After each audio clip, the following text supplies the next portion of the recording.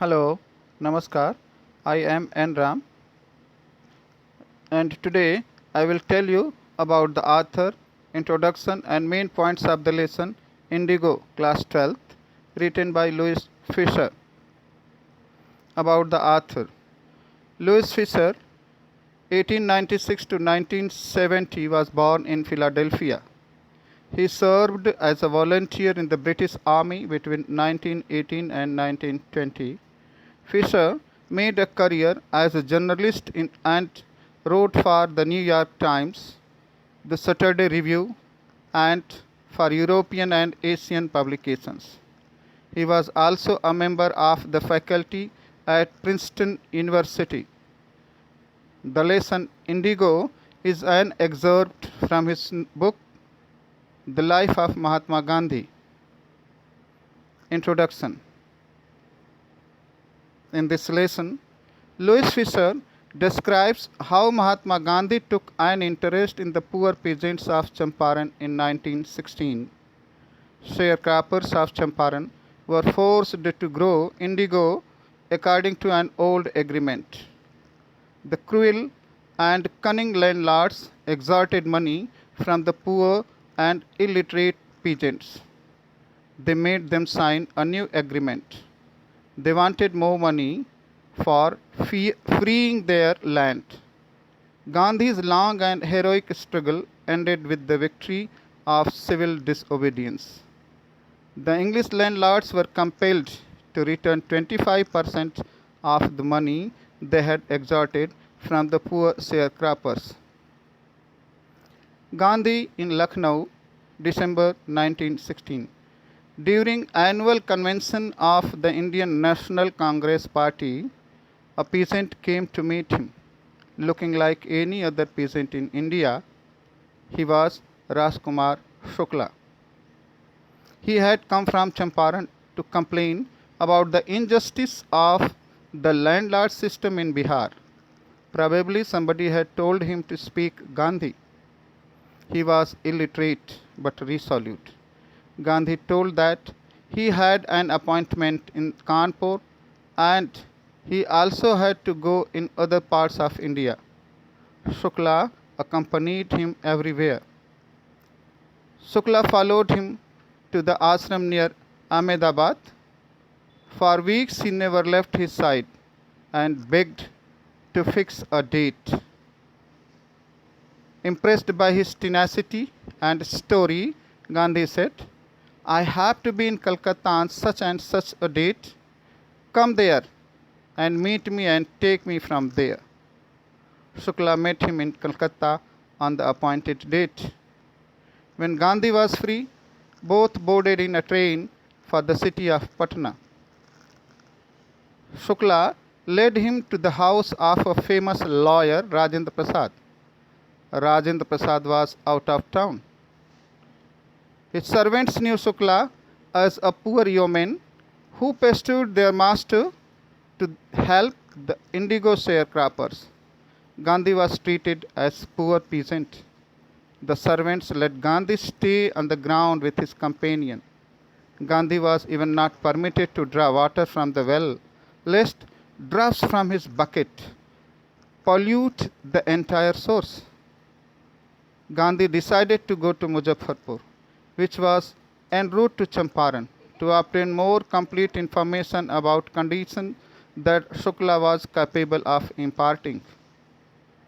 He sent a telegram to Professor J.B. Kriplani of the Arts College in Muzaffarpur.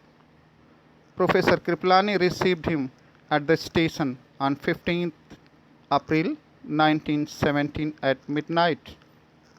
Gandhi stayed 2 days in the home of Professor Malkani, a teacher in government school.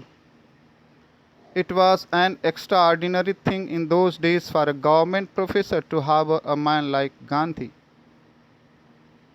The news of Gandhi's advent and of the nature of his mission spread quickly. Muzaffarpur lawyers called on Gandhi to brief him.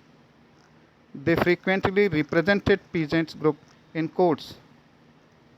Gandhi chided the lawyers for collecting big fees from the sharecroppers. He said, I have come to conclusion that we should stop going to the law courts. Peasants are so crushed and fear-stricken. Law courts are useless. The real relief for them is to be free from fear, injustice.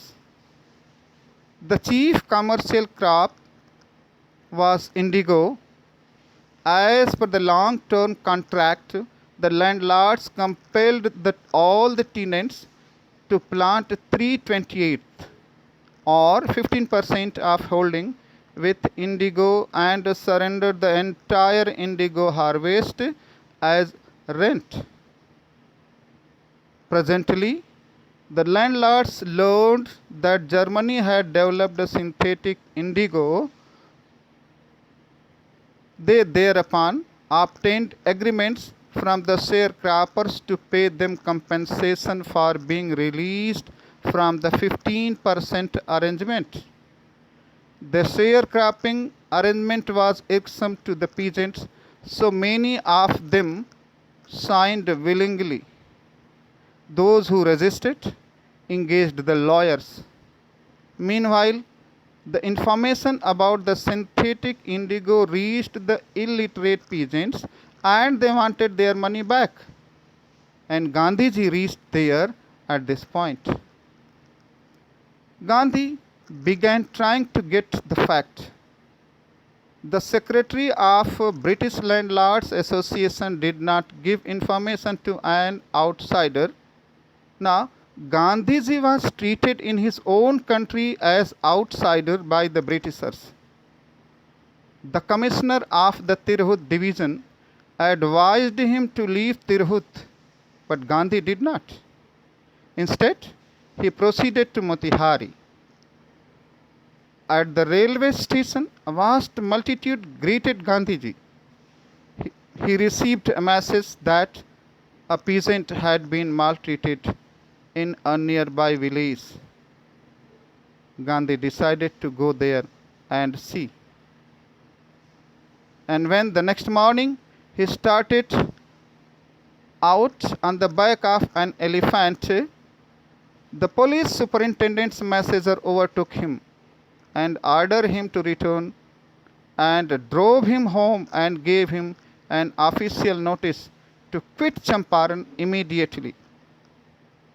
Gandhiji signed a receipt for the notice and wrote to disobey the order.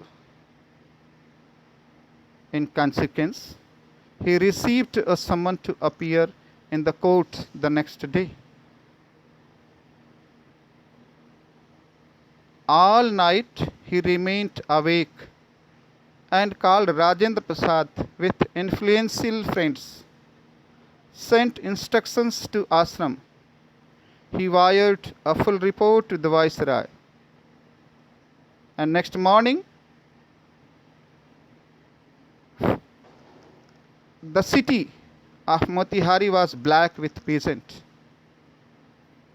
Their spontaneous demonstration in thousands around the courthouse was the beginning of the liberation from fear of Britishers.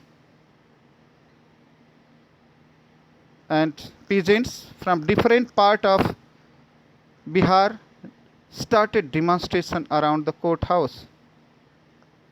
And it was the beginning of liberation from the fear of Britishers. The officials felt powerless. Gandhi helped them to regulate the crowd. The government was baffled. The prosecutor requested to postpone the trial. Gandhi protested against the delay. Even he refused to furnish bail.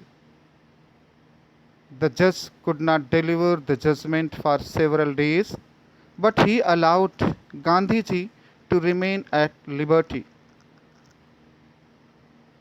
Lawyers, ashamed, realized their mistake. In a meeting, when Gandhiji asked if he was sentenced to jail, what would they do? The senior lawyer replied, they had come to advise and help him And if he was sent to jail, they would go home. What about the injustice to the sharecroppers? Gandhi demanded. The lawyers then realized their mistake. They were ashamed. They also were ready to follow him into jail if he was arrested. Victory of civil disobedience. Several days later, Gandhi received a written communication from the magistrate informing him that the lieutenant governor of the province had ordered the case to be dropped. Civil disobedience has triumphed, the first time in modern India. And then a far-flung inquiry was conducted. Gandhi had 4 interviews with the lieutenant governor. Then an official commission was appointed to inquire the matter. Nearly after 1 year, the Britishers offered to refund to the extent of 25%, and Gandhiji agreed. Why did Gandhi agree to accept 25% only?